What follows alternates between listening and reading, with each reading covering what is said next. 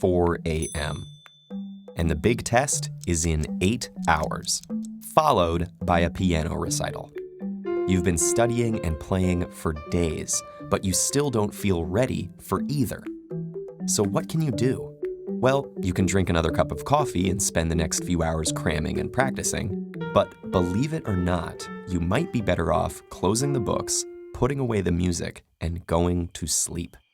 Sleep occupies nearly a third of our lives, but many of us give surprisingly little attention and care to it. This neglect is often the result of a major misunderstanding. Sleep isn't lost time, or just a way to rest when all our important work is done. Instead, it's a critical function, during which your body balances and regulates its vital systems, affecting respiration and regulating everything from circulation to growth and immune response. That's great, but you can worry about all those things after this test, right? Well, not so fast. It turns out that sleep is also crucial for your brain, with a fifth of your body's circulatory blood being channeled to it as you drift off. And what goes on in your brain while you sleep is an intensely active period of restructuring that's crucial for how our memory works. At first glance, our ability to remember things doesn't seem very impressive at all. 19th century psychologist Hermann Ebbinghaus demonstrated that we normally forget 40% of new material within the first 20 minutes, a phenomenon known as the forgetting curve. But this loss can be prevented through memory consolidation, the process by which information is moved from our fleeting short-term memory to our more durable long-term memory. This consolidation occurs with the help of a major part of the brain, known as the hippocampus. Its role in long-term memory formation was demonstrated in the 1950s by Brenda Milner in her research with a patient known as HM. After having his hippocampus removed, HM's ability to form new short-term memories was damaged, but he was able to learn physical tasks through repetition. Due to the removal of his hippocampus, HM's ability to form long-term memories was also damaged. What this case revealed, among other things, was that the hippocampus was specifically involved in the consolidation of long-term declarative memory, such as the facts and concepts you need to remember for that test, rather than procedural memory, such as the finger movements you need to master for that recital. Milner's findings, along with work by Eric Kandel in the 90s, have given us our current model of how this consolidation process works.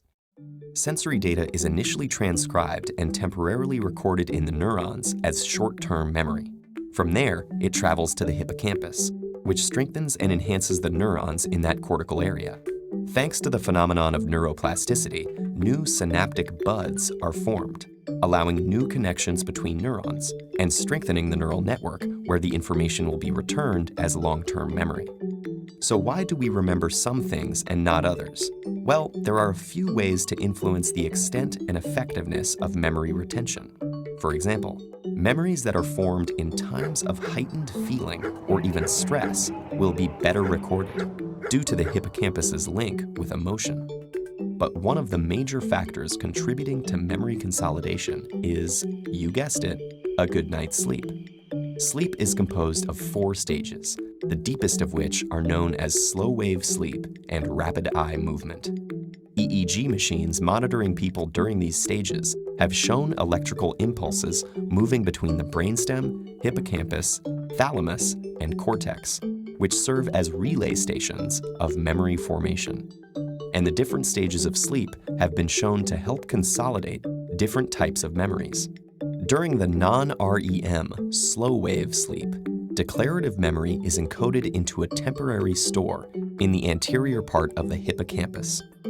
Through a continuing dialogue between the cortex and hippocampus, it is then repeatedly reactivated, driving its gradual redistribution to long-term storage in the cortex. REM sleep, on the other hand, with its similarity to waking brain activity, is associated with the consolidation of procedural memory. So based on the studies, going to sleep 3 hours after memorizing your formulas and 1 hour after practicing your scales would be the most ideal. So hopefully you can see now that skimping on sleep not only harms your long-term health, but actually makes it less likely that you'll retain all that knowledge and practice from the previous night. All of which just goes to affirm the wisdom of the phrase, sleep on it. When you think about all the internal restructuring and forming of new connections that occurs while you slumber, you could even say that